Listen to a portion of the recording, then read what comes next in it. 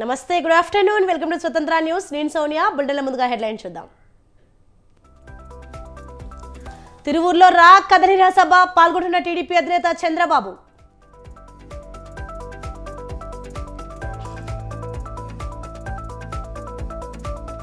తెలంగాణలో కాంగ్రెస్ ప్రభుత్వానికి నెల రోజులు, పేదల మొక్కలలో వెలుగులు విల్లువిరుస్తాయన్న రేవంత్.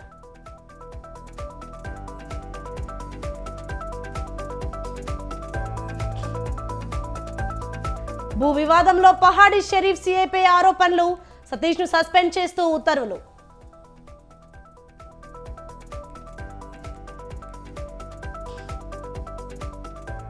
ప్రజాపాలనలో దరఖాస్తు చేస్తున్న శివుడు, కుటుంబ సభ్యులుగా పార్వతీ వినాయుడు పేర్లు.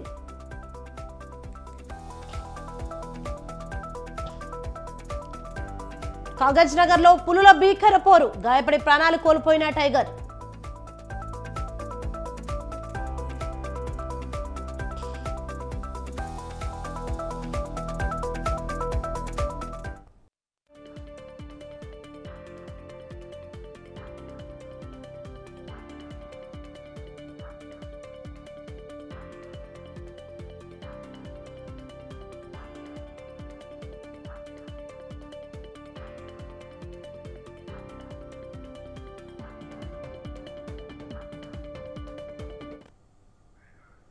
రైట్, మరొక బ్రేకింగ్ న్యూస్ చూస్తున్నాం. ప్రజా పాలనలో శివుడి పేరుతో దరఖాస్తు చేసిన ఘటన హన్మకొండ జిల్లాలో చోటు చేసుకుంది. భీమదేవరపల్లి మండలం ముత్తారం గ్రామంలో శివుడి పేరుతో అభయహస్తంకు అప్లై చేశారు ఏనుగు వెంకట సురేందర్ రెడ్డి. దరఖాస్తుదారుడి పేరు శివుడిగా, భార్య పేరు పార్వతీదేవిగా, కుమారుల పేర్లు కుమారస్వామి వినాయకుడుగా రాశాడు. గృహలక్ష్మి గృహజ్యోతితో పాటు ఇతర పథకాలకు అప్లై చేశారు. దేవుడి పేరుతో ప్రజాపాలన దరఖాస్తు చేయడం గ్రామస్తులను ఆశ్చర్యపరిచింది.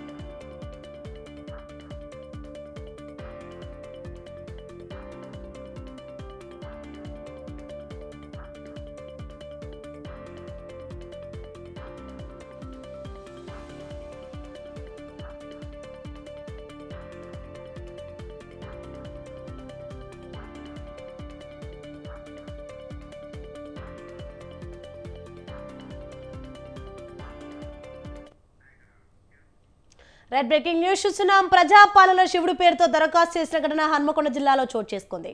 భీమదేవరపల్లి మండలం ముత్తారం గ్రామంలో శివుడి పేరుతో అభయహస్తంకు అప్లై చేశారు ఏనుగు వెంకట సురేందర్ రెడ్డి. దరఖాస్తుదారుడి పేరు శివుడిగా, భార్య పేరు పార్వతీదేవిగా, కుమారుల పేర్లు కుమారస్వామి వినాయకుడుగా రాశాడు. గృహలక్ష్మి గృహజ్యోతితో పాటు ఇతర పథకాలకు అప్లై చేశారు. దేవుడి పేరుతో ప్రజాపాలన దరఖాస్తు చేయడం గ్రామస్తులను ఆశ్చర్యపరిచింది.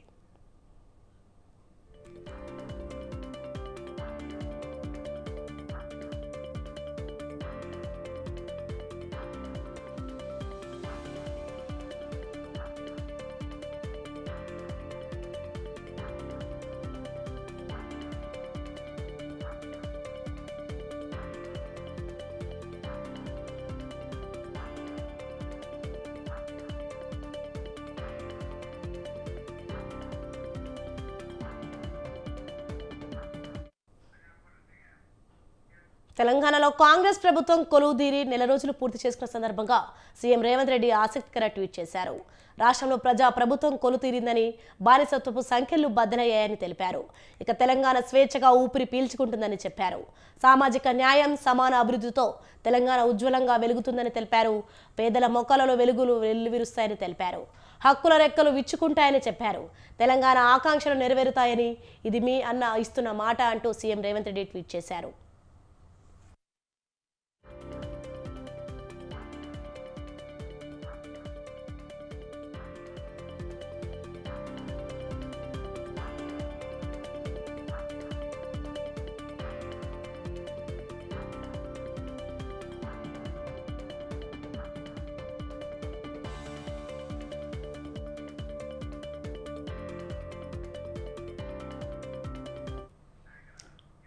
రైట్ బ్రేకింగ్ న్యూస్ చూస్తున్నాం. తెలంగాణలో కాంగ్రెస్ ప్రభుత్వం కొలువుదీరి నెల రోజులు పూర్తి చేసుకున్న సందర్భంగా సీఎం రేవంత్ రెడ్డి ఆసక్తికర ట్వీట్ చేశారు. రాష్ట్రంలో ప్రభుత్వం కొలువుదీరిందని, బానిసత్వపు సంఖ్యలు బద్దలయ్యాయని తెలిపారు. ఇక తెలంగాణ స్వేచ్ఛగా ఊపిరి పీల్చుకుంటుందని చెప్పారు. సామాజిక న్యాయం, సమాన అభివృద్ధితో తెలంగాణ ఉజ్వలంగా వెలుగుతుందని తెలిపారు. పేదల ముఖాలలో వెలుగులు వెల్లువిరుస్తాయని తెలిపారు. హక్కులు రెక్కలు విచ్చుకుంటాయని చెప్పారు. తెలంగాణ ఆకాంక్షలు నెరవేరుతాయని, ఇది మీ అన్న ఇస్తున్న మాట అంటూ సీఎం రేవంత్ రెడ్డి ట్వీట్ చేశారు.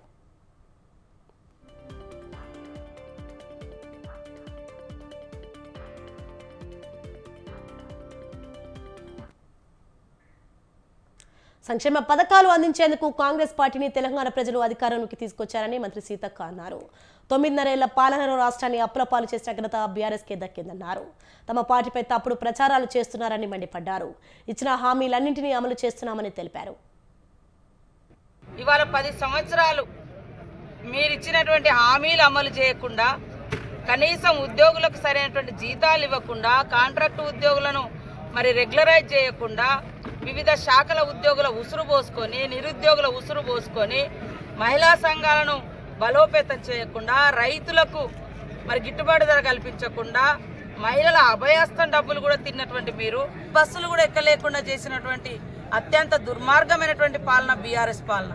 మహిళలకు ఇవాళ ఆర్థిక స్వాలంబన కల్పించడం కోసము, ఆర్థిక స్వేచ్ఛనివ్వడం కోసం ఫ్రీ బస్ పెడితే తట్టుకోలేక ఇవాళ ఆటో డ్రైవర్ల పేరు మీద వీళ్ళ యొక్క టీఆర్ఎస్ నాయకుల యొక్క అక్కసును వెళ్ళగక్కుతున్నారు.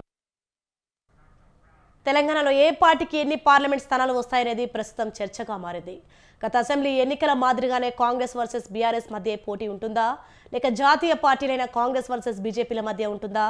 ఇంతకీ పార్టీల నడుమ పొత్తులు పొడిస్తే ఎవరు ఎన్ని స్థానాల్లో పోటీ చేస్తారు? ఇండియా కూటమి సీట్ల సర్దుబాటులో వామపక్షాలకు కేటాయించే స్థానాలు ఎన్ని?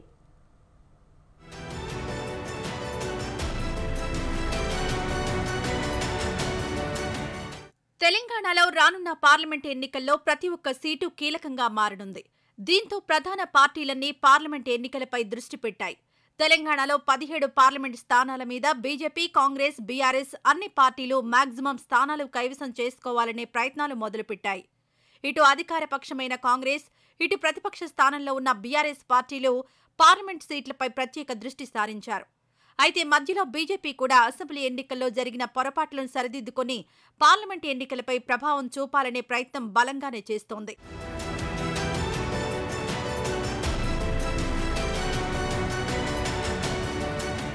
ఇదిలా ఉంటే తెలంగాణ రాజకీయాల్లో కొత్త చర్చ మొదలైంది.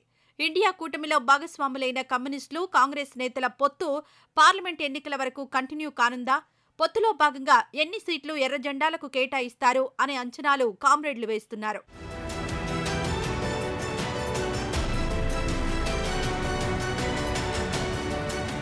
అసెంబ్లీ ఎన్నికల్లో కాంగ్రెస్, సిపిఐ పొత్తులో భాగంగా కొత్తగూడెం ఒక్క స్థానం చివరాఖరులో దక్కించుకొని అసెంబ్లీలోకి మరోమారు అడుగు మోపారు.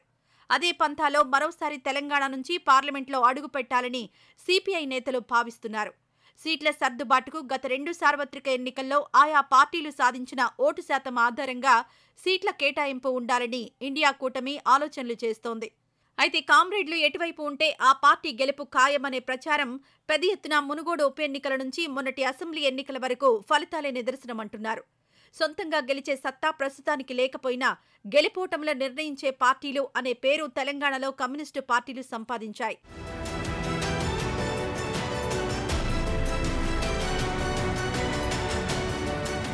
తెలంగాణలో ఉన్న 17 లోక్సభ స్థానాల్లో కనీసం 2 స్థానాలు సిపిఐ ఆశిస్తోంది. అయితే తెలంగాణలో కొత్తగా కొలువుదీరిన కాంగ్రెస్ పార్టీ నుంచి పార్లమెంట్ టికెట్ ఆశిస్తున్న నేతల సంఖ్య పెద్దగానే ఉంది. అయితే కమ్యూనిస్టు నేతలు మాత్రం కాంగ్రెస్ పార్టీతో సీట్ల సర్దుబాటులో భాగంగా గట్టి హోప్స్ పెట్టుకున్నారు. వామపక్షాలకు బలం ఉన్న ముఖ్యంగా 4 పార్లమెంట్ స్థానాల్లో ఏవైనా 2 సీట్లు కేటాయించాలని ప్రతిపాదన జాతీయ నాయకత్వం మీద పెట్టారు. కమ్యూనిస్టులు బలంగా ఉన్న ఖమ్మం, నల్గొండ, బెల్లంపల్లి, వరంగల్ ఎస్సీ రిజర్వ్డ్ స్థానాలలో ఏవైనా కేటాయిస్తారని గట్టి విశ్వాసంతో కామ్రేడ్లున్నారు.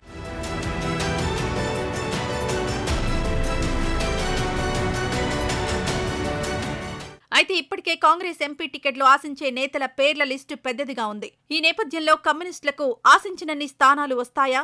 లేదా ఇచ్చిన స్థానాలతోనే సర్దుకోవాలా అన్న ప్రశ్నలు వ్యక్తమవుతున్నాయి. చూడాలి మరి కాంగ్రెస్ కమ్యూనిస్టు పొత్తు పార్లమెంట్ ఎన్నికల్లో బీజేపీని బీఆర్ఎస్ ను నిలువరించడానికి కలిసి వెళ్తారా లేక ఒంటరిగా వెళ్తారా, పొత్తు కుదురుతుందా లేదా అనేది వేచి చూడాల్సిందే.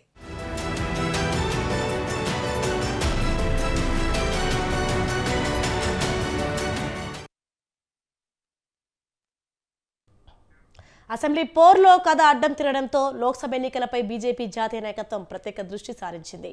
పలు కీలక నిర్ణయాలు తీసుకుంది. కమలం పార్టీని గ్రామ స్థాయి వరకు తీసుకువెళ్లిన కరీంనగర్ ఎంపీ బండి సంజయ్కి జాతీయ స్థాయిలో కీలక బాధ్యతలు అప్పగించింది.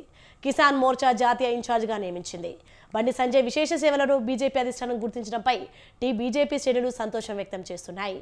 వచ్చే ఎంపీ ఎలక్షన్లలో రాష్ట్రంలో 10 సీట్లు గ్యారంటీ అని జోస్యం చెబుతున్నాయి.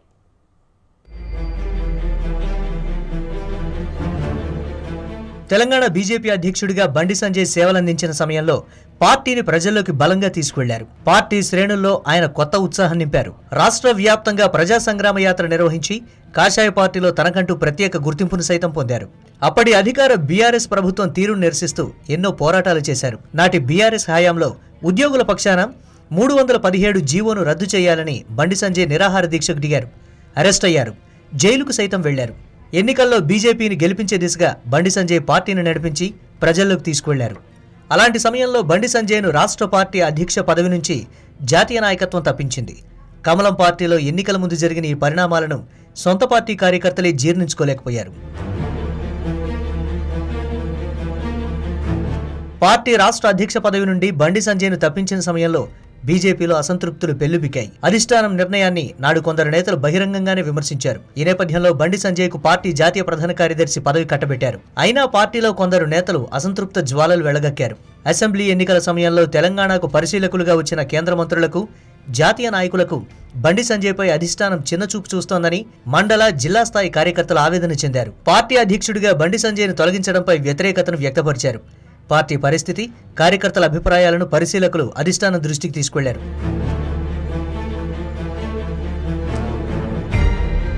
తెలంగాణ బీజేపీలో మాస్ లీడర్గా ఉన్న బండి సంజయ్ సేవలు మరింతగా వినియోగించుకోవాలని కమలం పార్టీ అధిష్టానం భావించింది. ఇందులో భాగంగానే బండి సంజయ్కు కీలక బాధ్యతలు అప్పగించి పార్లమెంట్ ఎన్నికలకు వెళ్లాలని అధిష్టానం నిర్ణయం తీసుకుంది. ఈ నేపథ్యంలో కిసాన్ మోర్చా జాతీయ ఇన్ఛార్జిగా బండి సంజయ్ను పార్టీ నియమించింది.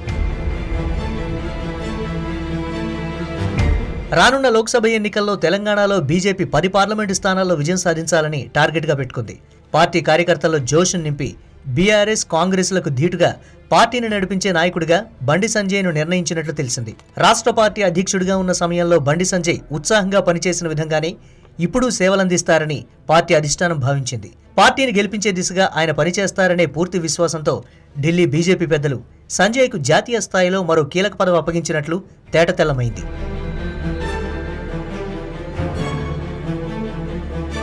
తెలంగాణలో బండి సంజయ్కు ఉన్న క్రేజ్ను దృష్టిలో పెట్టుకుని అధిష్టానం ఆయనకు కీలక బాధ్యతలు అప్పగించిందని కమలం పార్టీ వర్గాలు సంతోషం వ్యక్తం చేస్తున్నాయి.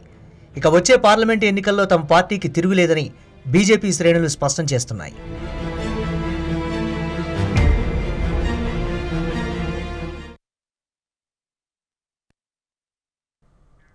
విజయవాడ తిరువూరులో రా కదలిరా కార్యక్రమం జరుగుతోంది. ఈ కార్యక్రమానికి టీడీపీ అధినేత చంద్రబాబు పాల్గొన్నారు. భారీ బహిరంగ సభకు 200 కార్లతో ఉత్తరాంధ్ర ఇన్ఛార్జి బుద్దా వెంకన్న, నాగుల్ మీరా బయలుదేరారు.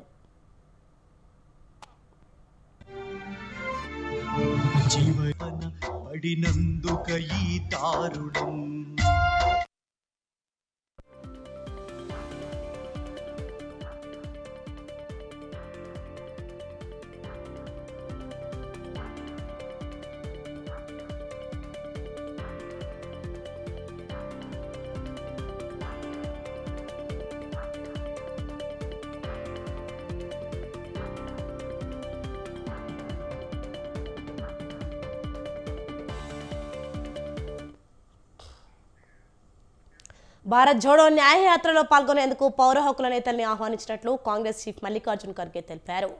భారత్ జోడో న్యాయయాత్ర లోగోను నినాదాన్ని ఆయన ఆవిష్కరించారు. మరోవైపు ప్రధాని మోడీపై విమర్శలు గుప్పించారు. మణిపూర్లో చాలా దురదృష్టకర సంఘటనలు జరిగాయని, ఫోటో షూట్ల కోసం మోడీ బీచ్లకు వెళ్తారు కానీ మణిపూర్కు ఎందుకు వెళ్లలేదని మండిపడ్డారు.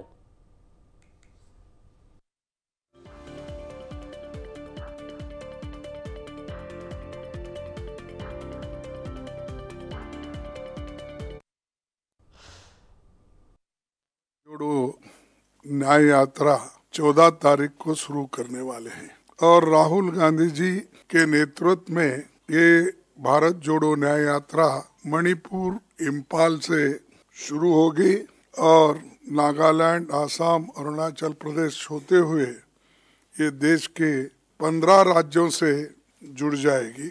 ऐसा गुजरते मुंबई तक पहुंच जाएंगे। 110 जिलों से होते हुए ये यात्रा 100 लोकसभा सीटें और 337 विधानसभा सीटें कवर करेगी।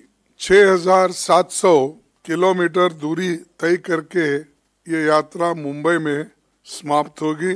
हम एक बहुत बड़ा भारत जोड़ो न्याय यात्रा 14 तारीख को शुरू करने वाले हैं और राहुल गांधी जी के తన దూకుడైన ఆటతీరుతో క్రికెట్ ప్రేమికులను అలరించిన ఆస్ట్రేలియా ఓపెనర్ డేవిడ్ వార్నర్ అంతర్జాతీయ టెస్ట్ క్రికెట్కు వీడ్కోలు పలికాడు. సిడ్నీ వేదికగా పాకిస్తాన్తో జరిగిన 3వ టెస్ట్తో వార్నర్ తన 13 ఏళ్ల సుదీర్ఘ టెస్ట్ కెరీర్ను ఫుల్ స్టాప్ పెట్టాడు. తన చివరి సిరీస్ తొలి టెస్ట్ మ్యాచ్లో సెంచరీ చేసిన వార్నర్ చివరి మ్యాచ్లో అర్ధశతకం సాధించాడు. మ్యాచ్ అనంతరం వార్నర్ కాస్త భావోద్వేగానికి గురయ్యాడు.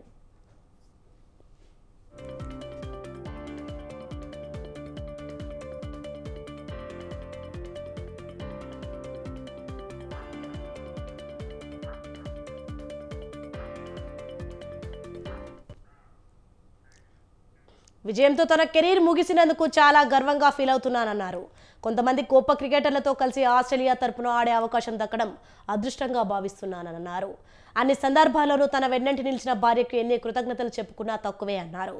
2 ఏళ్లుగా ఆస్ట్రేలియా టీం అత్యద్భుతంగా ఆడుతోందన్న వార్నర్ ప్రపంచ టెస్ట్ ఛాంపియన్షిప్, ప్రపంచ కప్ విజయాల్లో భాగమైనందుకు గర్వపడుతున్నానని అన్నారు.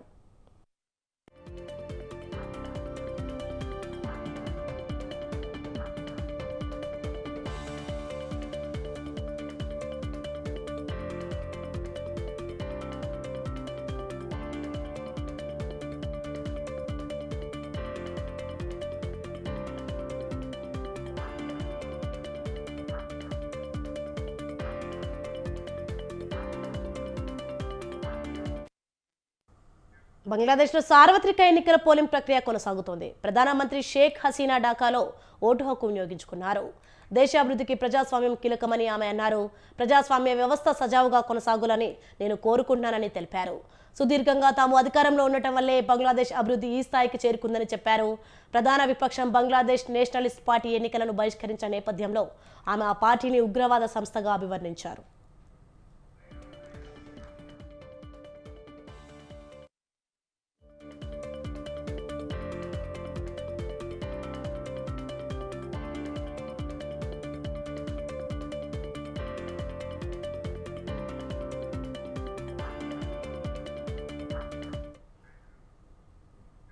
మరోవైపు బంగ్లాదేశ్లో సార్వత్రిక ఎన్నికలను బహిష్కరిస్తూ ప్రతిపక్ష బీఎన్పీ బంద్కు పిలుపునివ్వడంతో పలు హింసాత్మక ఘటనలు చోటు చేసుకున్నాయి. ప్రధాన విపక్షం ఎన్నికలకు దూరంగా ఉంటున్న నేపథ్యంలో 4వసారి షేక్ హసీనా నేతృత్వంలోని అవామీ లీగ్ పార్టీదే గెలుపని రాజకీయ విశ్లేషకులు భావిస్తున్నారు.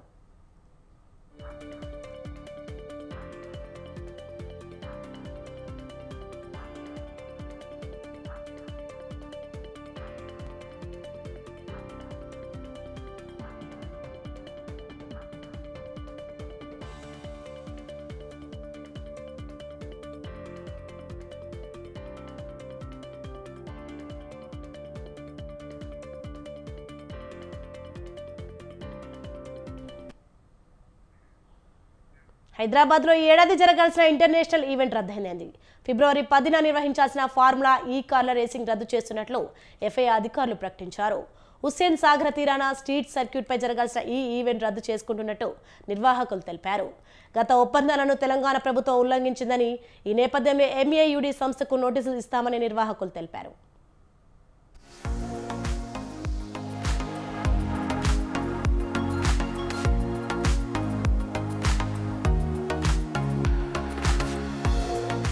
హైదరాబాద్ నగరంలో జరగాల్సిన ప్రతిష్టాత్మక ఫార్ములా ఈ కార్ రేసును నిర్వాహకులు రద్దు చేశారు. సీజన్ 10లో భాగంగా ఫిబ్రవరి 10న రేసింగ్ జరగాల్సి ఉండగా రాష్ట్ర ప్రభుత్వం స్పందించకపోవడంతో రద్దు చేస్తూ నిర్ణయం తీసుకున్నారు. ఒప్పంద ఉల్లంఘనపై మున్సిపల్ శాఖకు నోటీసు ఇస్తామని చెప్పారు.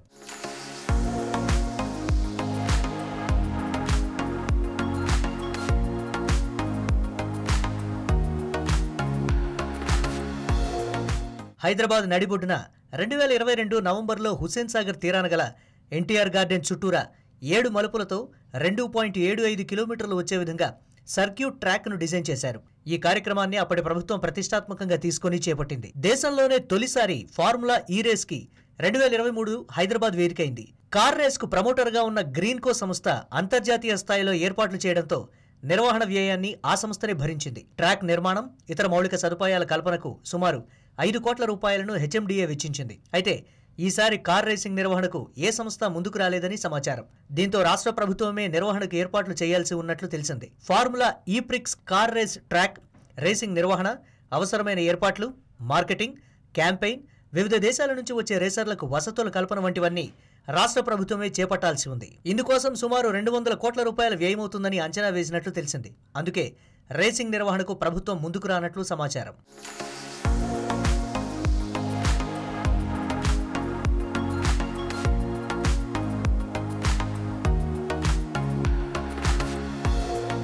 హుస్సేన్ సాగర్ తీరాన గల స్ట్రీట్ సర్క్యూట్లో గత నవంబర్ 4-5 తేదీల్లో ఇండియన్ రేస్ లీగ్ జరగాల్సి ఉండగా ఎన్నికల వేళ సహకారం అందించలేమని ప్రభుత్వ యంత్రాంగం చెప్పింది. దీంతో హైదరాబాద్లో జరగాల్సిన ఇండియన్ రేస్ లీగ్ ను రద్దు చేసి చెన్నైకి తరలించారు. తాజాగా ఫిబ్రవరి 10న జరగాల్సిన ఫార్ములా ఈ పోటీలకు సైతం తెలంగాణ ప్రభుత్వం నుంచి స్పందన రాకపోవడంతో వేరే దేశాల్లో నిర్వహించనున్నారు. అయితే గతంలో ఒప్పందం చేసుకున్న ఈవెంట్కు అనుమతి ఇవ్వకపోవడంతో మున్సిపల్ శాఖకు నోటీసులు ఇస్తామని రేసింగ్ నిర్వాహకులు తెలిపారు. దీనిపై రాష్ట్ర ప్రభుత్వం ఏ విధంగా స్పందిస్తుందో చూడాలి.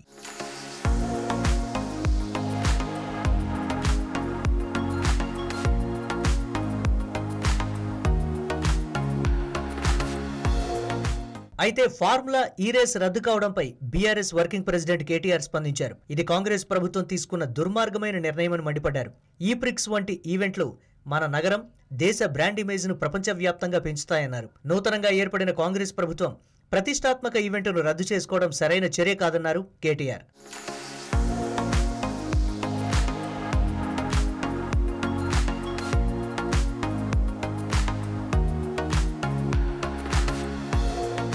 మొత్తంగా ఈ ఏడాది ఇంటర్నేషనల్ కార్ రేసింగ్ చూడాలనుకున్న రేసింగ్ అభిమానులు నిరాశకు గురవుతున్నారు.